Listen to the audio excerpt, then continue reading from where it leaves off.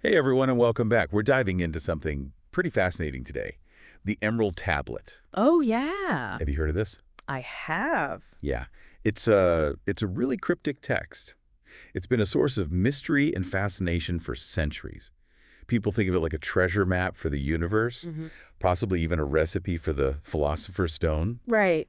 To help us figure this out, we have three really cool sources. Okay.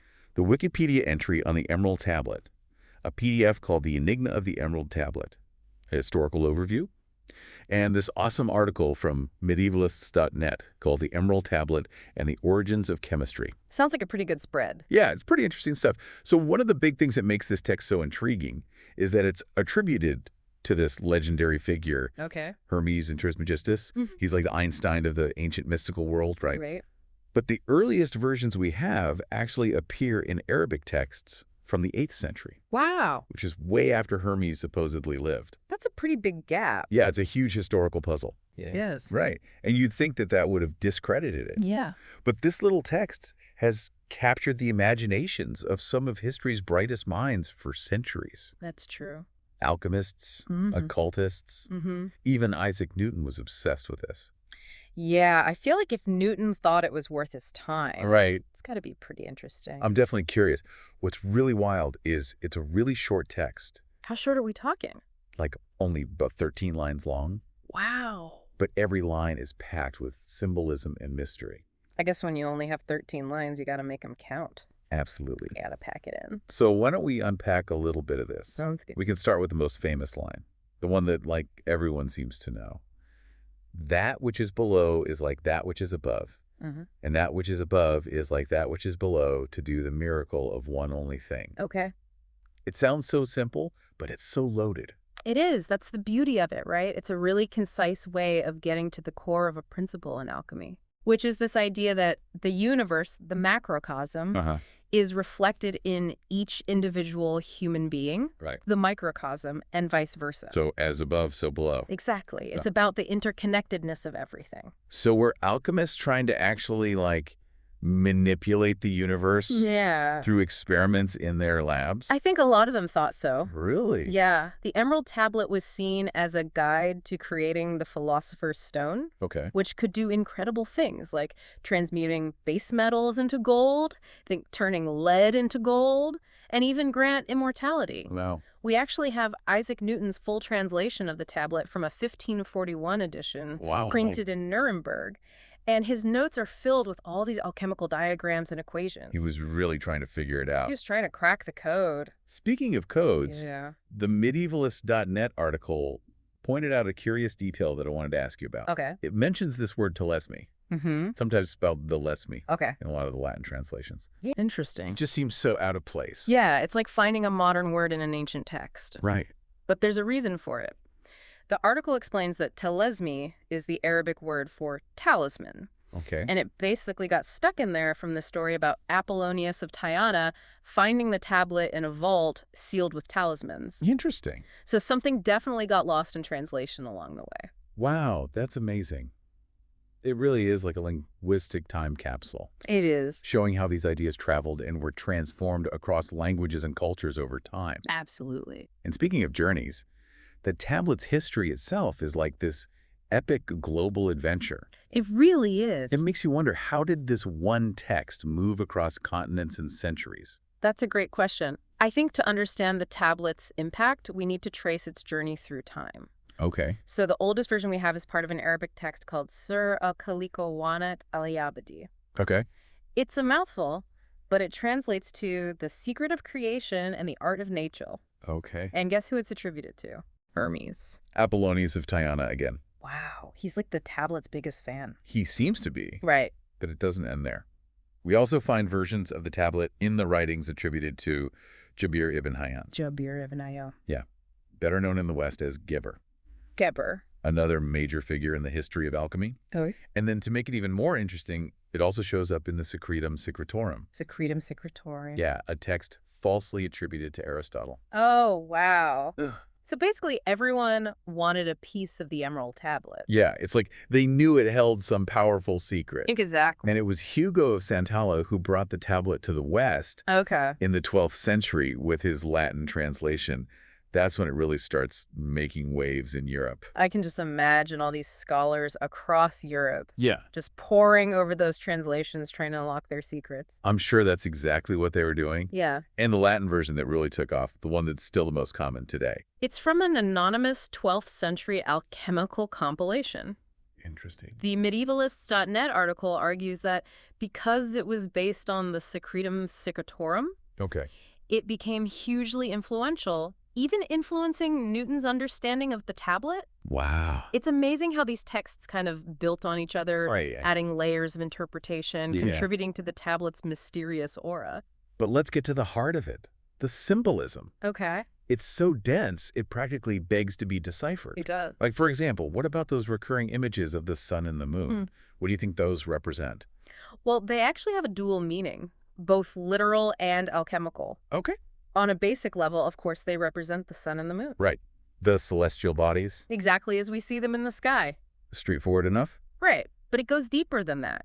I had a feeling it would. Yeah, to alchemists, they symbolize gold and silver. Okay. So the sun being brighter and more dominant was associated with gold, Okay. while the moon, with its more reflective, subtle nature, Represented silver. that's so cool. It's like a secret language embedded within the text. It is. Wow. And understanding that dual meaning Yeah. is really key to understanding how alchemists viewed the world. Okay. They believed that the process of transmutation in the lab, like trying to transform these physical substances, Okay. was really a mirror for their own inner spiritual transformation. Oh, that's interesting. Yeah, it was about refining the base metals, the flaws of their being, into something pure, Okay. something closer to spiritual gold. So this is where it gets really interesting for me. The tablet mentions accomplishing the miracles of one thing. Okay. What could this one thing be? A specific substance, a concept, a state of being. I'm dying to know. That's the million-dollar question, isn't it? Yeah. There are so many interpretations out there. So some believe that the one thing refers to aether.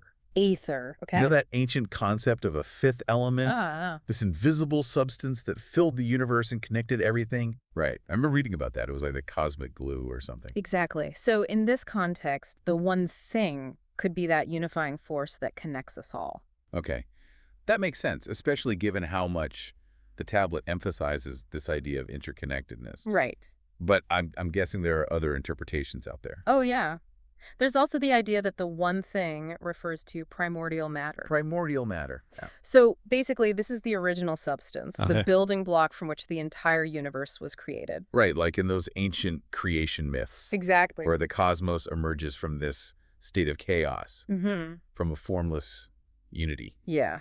That's like that cosmic egg. Yeah, where everything hatched from. Exactly. And alchemists connected this idea of primordial matter to the concept of prima materia. Prima materia. It's Latin for first matter. Okay. And it basically means that original formless substance Right. with the potential to become anything and everything. It's fascinating how the Emerald Tablet draws on all these ancient philosophical and cosmological ideas. It does.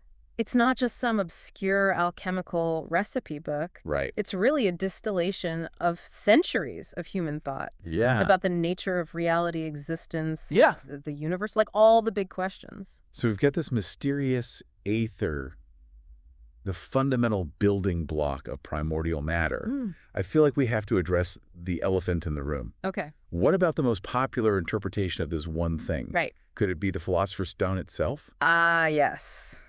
The elusive Philosopher's Stone, turning lead into gold. Chrysopoeia. Chrysopoeia, exactly. I still can't say that word. And granting immortality. It's like the ultimate symbol of transformation and perfection. It's the holy grail of alchemy. But isn't it a little too literal to think that the Philosopher's Stone is an actual physical object? Yeah. Didn't most alchemists believe that it was more symbolic?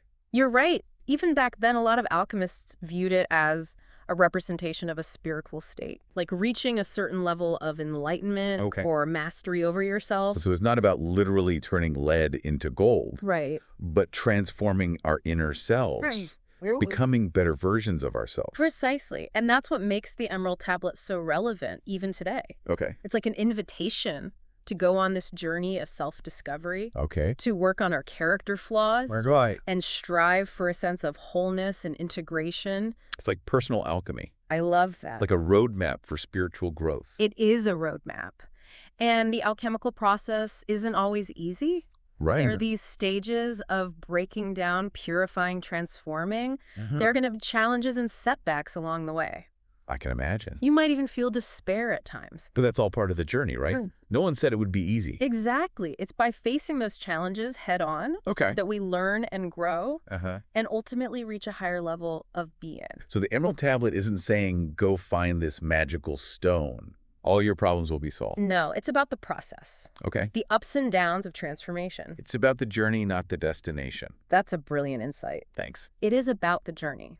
And the Emerald Tablet, with its cryptic language and symbols, wants us to participate in that journey. Okay. It's an invitation to continuous exploration and discovery. It's an ancient text whispering secrets across time. Yeah. Encouraging us to look inward, discover these hidden mysteries within ourselves. And that's perhaps the most profound aspect of the Emerald Tablet's legacy. Okay. It's reminding us that the real Philosopher's Stone isn't some external object. It's something that we cultivate within ourselves. It's a call to action. It is. To look inwards and realize the potential we all have for growth and transformation. Yeah. And that message is powerful no matter what era you're in. It really is.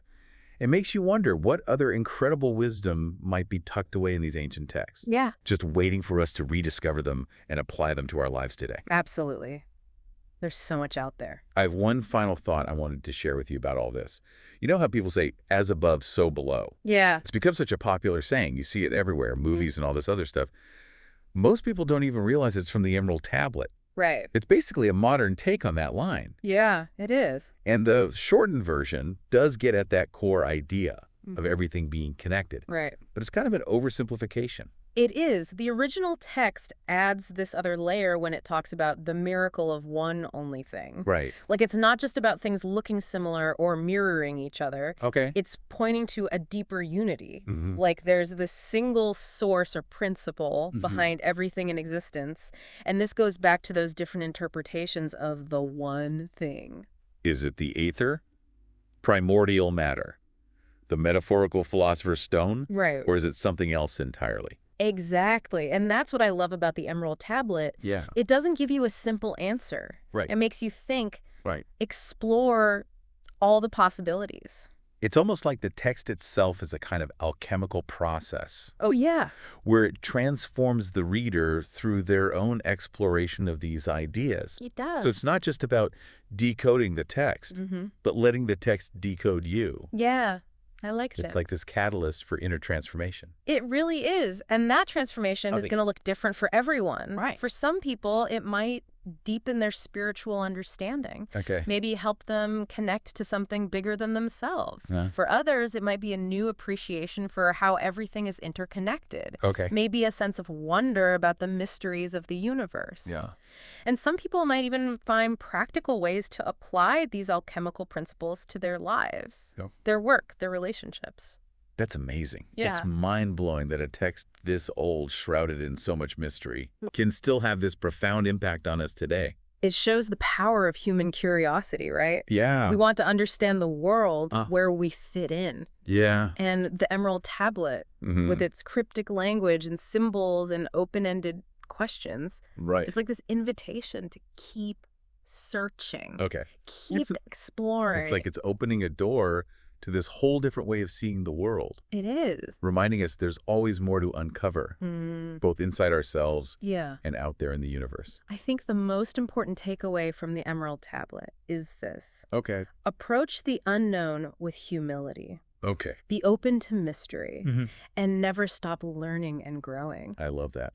So wrapping up our deep dive into the Emerald Tablet, we've covered a lot. We did. We talked about its mysterious origins in those early Arabic texts. Right. Its influence on Western alchemy, even how it connects to modern science. It's come a long way. Right. We've wrestled with its symbolism, trying to understand what it all means. Those multiple interpretations. Right.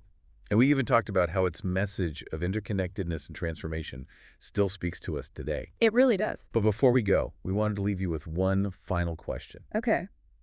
If we think of the Emerald Tablet as more of a metaphor than a literal recipe, what kind of transformations could it guide us towards today? What base metals do we need to refine within ourselves? What miracles of one thing could we achieve if we embrace the interconnectedness of everything?